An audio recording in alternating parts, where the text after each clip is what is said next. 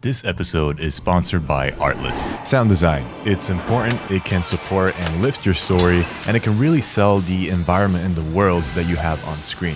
So today I'm gonna actually share my favorite tricks that I use all the time in sound design to create not only a realistic and cinematic soundscape, but also one that fits in your scene. So let's jump in.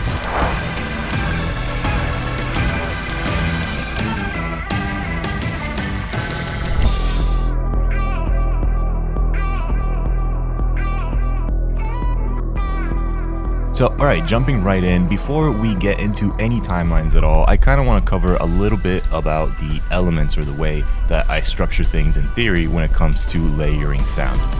So a rule of thumb I follow with sound design is understanding the perspective first. So who am I hearing the scene from according to what I'm watching? Is it the narrator or an observer we can't see, or is it a subject in the scene? And if so, which one? And does the scene stay in that perspective throughout, or does it change to maybe different perspectives or different moods or different ways of hearing the world around us? Now, once I have a good understanding of this, I can move on to selecting the sounds that I need. And I typically start gathering sounds based on what the camera sees first. So again, perspective here matters a lot because sounds the camera sees could be muted or sound completely different depending on through whom we are experiencing the sounds.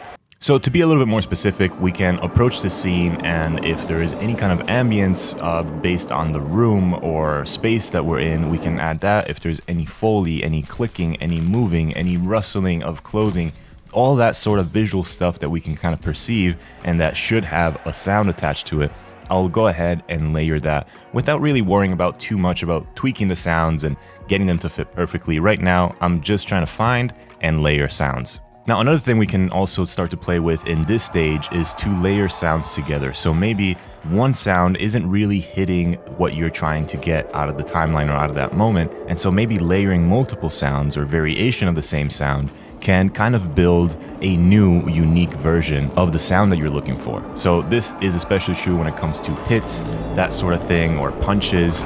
Now, once we kind of layer in the sounds that we do see, like kind of what makes sense in the world, now we can start to add some sweeteners. So maybe we want to highlight some moments, or maybe highlight a tone shift or anything of that nature, or transitions. So this is where additional elements come in, such as hits, risers, swooshes, drones, or atmospheric elements, and all of these will heighten what you're trying to do in the direction that you're giving to the soundscape. So once I lay all that out, basically I try to go and modulate a little bit of the volume, certain sounds, or of the music even, if there is anything that's kind of overlapping or overwhelming and kind of becoming a little bit too cluttery sound-wise. A good and simple way to clean it out is just adding some keyframes and just adjusting the volume up and down so that you can really have certain sounds that you want to highlight push through the edit, while others may be making a little bit more room for that to happen. Now, volume in conjunction with panning can be a great way to add space, a feel of dimension to your scene, especially if the camera is moving throughout the scene or if you have different sources of sounds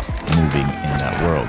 And all of these choices already, along with even minor processing, can bring your sound design to life.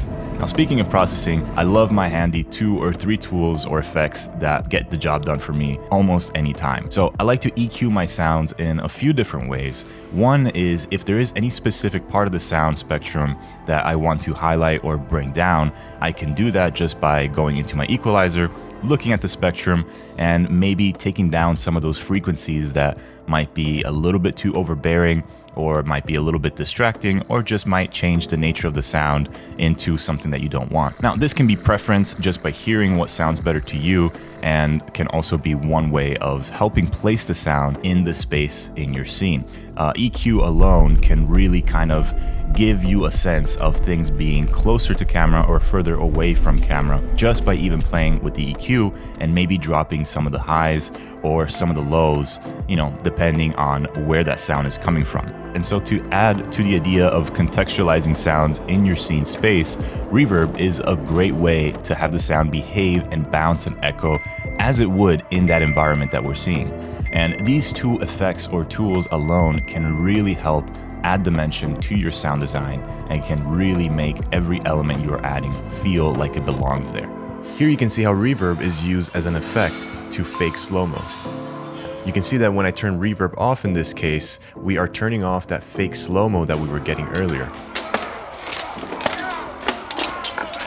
Another quick and easy and dirty effect that I like to use, especially when it comes to music in these kind of videos too, is the treble effect. So this is kind of redundant with the EQ, but it's just one knob, and to me it's a little bit more convenient, especially when there's music that has, you know, hi-hats or vocal elements, and maybe you have narration going over that and it's a little bit kind of getting cluttery again.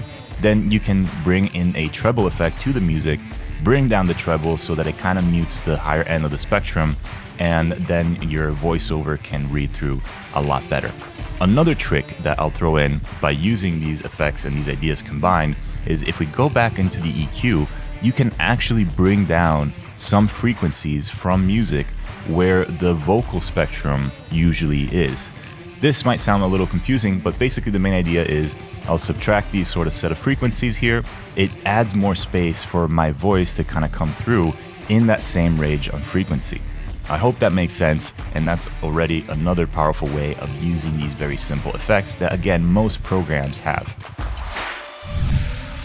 Now, this video is sponsored by Artlist, and I'm actually super happy about that. One, we have great quality sounds to play for this topic in this tutorial, but also they've been a huge supporter, and I've been using them for years on my channel for not only sound effects, but for music as well. And you'll probably find the exact song or sound effect that you need because they have over 22,000 songs and 27,000 sound effects that are constantly being updated, so there's new sounds being added all the time. And you can easily find songs based on categories and even curated based on different moods, genres, video themes, and even instruments.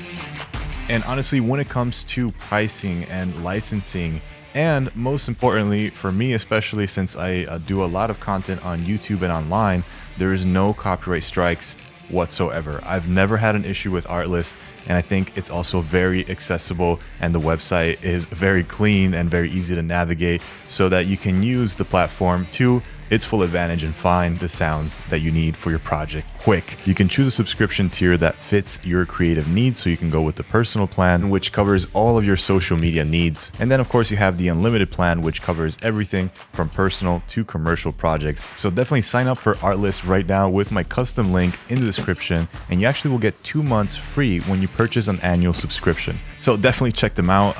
Like I said, the sound effects are great, but also check out their music because they have some great tracks that I use again all the time. So thank you again, Artlist, for sponsoring this video. And that is of course where I also got all of the sounds that you're hearing for this video.